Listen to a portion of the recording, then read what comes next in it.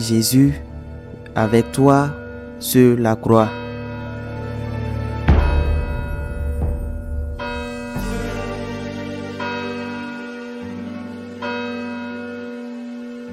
En ce temps-là, l'un des 12, nommé Judas Iscariote, se rendit chez les grands prêtres et leur dit : « Que voulez-vous me donner si je vous le livre ?» Ils lui remirent 30 pièces d'argent, et depuis, Judas cherchait une occasion favorable pour le livrer. Le premier jour de la fête des pains sans levain, les disciples s'approchèrent et dirent à Jésus : « Où veux-tu que nous fassions les préparatifs pour manger la Pâque ?» Il leur dit : « Allez à la ville, chez un tel, et dites-lui : le maître te fait dire, mon temps est proche. C'est chez toi que je veux célébrer la Pâque avec mes disciples. » Les disciples firent ce que Jésus leur avait prescrit, et ils préparèrent la Pâque.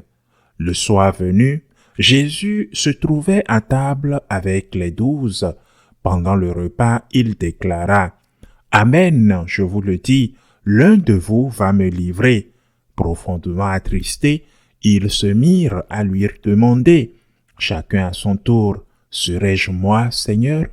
Prenant la parole, il dit : « Celui qui s'est servi au plat en même temps que moi, celui-là va me livrer. » Le Fils de l'homme s'en va, comme il est écrit à son sujet.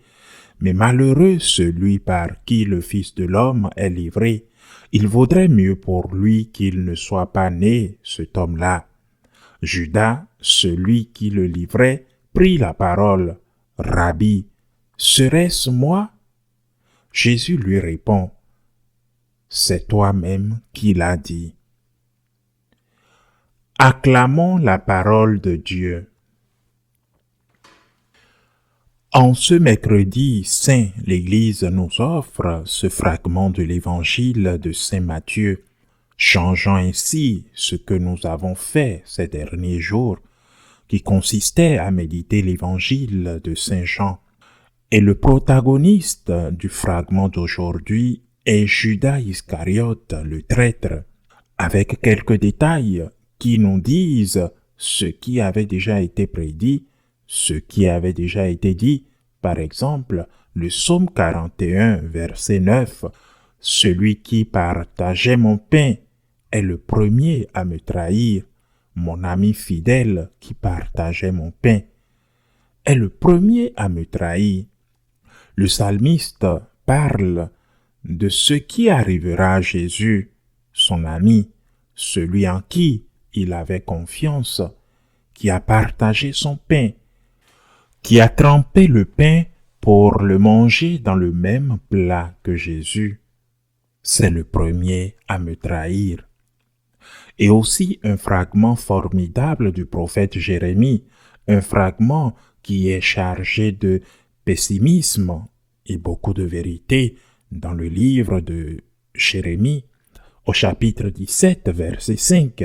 « Maudit soit l'homme qui se confie en l'homme. » C'est vrai, ajoute-t-il, lorsque cet homme en qui vous avez eu confiance vous sépare de Dieu. Pourquoi ai-je cité ces deux textes de l'Ancien Testament, Jérémie et le psaume 49 ? Parce que le Seigneur nous a fait confiance, pas seulement à ce traître Judas, mais il a fait confiance à chacun de nous. Il a cru en nos promesses, il a cru en notre sincérité. En nous faisant confiance, il nous a donné une chance. Bien que lui, Dieu, sache tout, et pour lui, parce qu'il est Dieu, tout est présent. Néanmoins, il a fait confiance à Judas. Et Judas fait partie des 12. Jésus avait confiance en lui. Et il a mis entre ses mains l'administration de l'argent du petit groupe qu'ils étaient. Des dons qui arrivaient, il lui a fait confiance. Il savait ce qui allait arriver. La preuve en est cette histoire ou celle de Saint Jean sur laquelle nous avons médité quelques jours.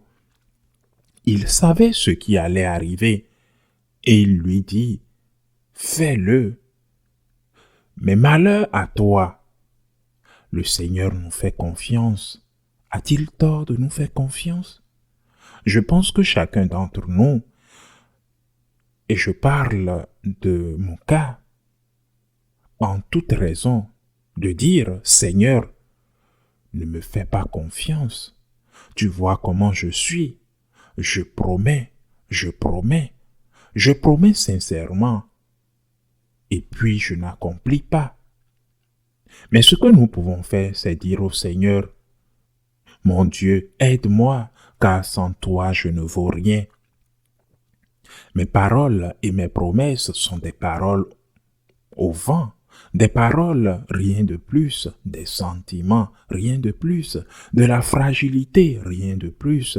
Et le prophète Jérémie avait raison quand il disait « Maudit soit l'homme qui se confie à l'homme, car je ne suis pas digne de confiance. Aide-moi, Seigneur, aide-moi, sauve-moi, toi qui as eu confiance en moi, donne-moi la force et la grâce de pouvoir correspondre à cette confiance que tu as placée en moi sans la mériter. » Mais il y a un autre aspect qui me semble encore plus important, la facilité avec laquelle nous faisons confiance, par exemple, aux hommes politiques.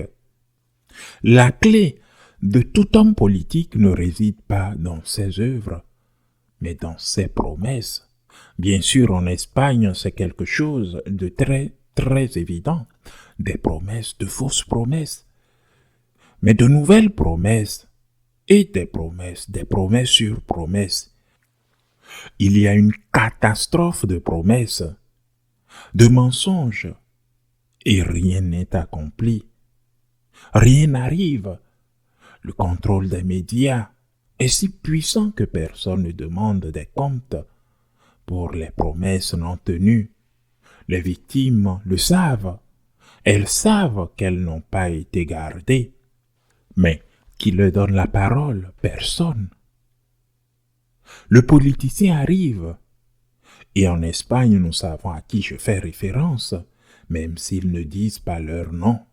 Le politicien arrive avec d'innombrables promesses. Je promets, mais ne tient pas ses promesses. Mais il continue à faire des promesses. Et les gens continuent à voter pour eux. Mais comment est-ce possible? Est-ce la réalité? Et ce n'est qu'un exemple de fausses promesses auxquelles nous faisons confiance encore et encore et encore. Nous faisons confiance à des gens qui n'ont rien accompli de ce qu'ils ont promis. Mais nous continuons à leur faire confiance. Mais nous ne faisons pas autant confiance à celui-là qui a donné sa vie pour nous, à celui-là qui nous a vraiment aimés. Nous n'avons pas confiance en cette personne, mais nous faisons confiance aux paroles d'un politicien, d'un menteur professionnel, d'une personne absolument corrompue.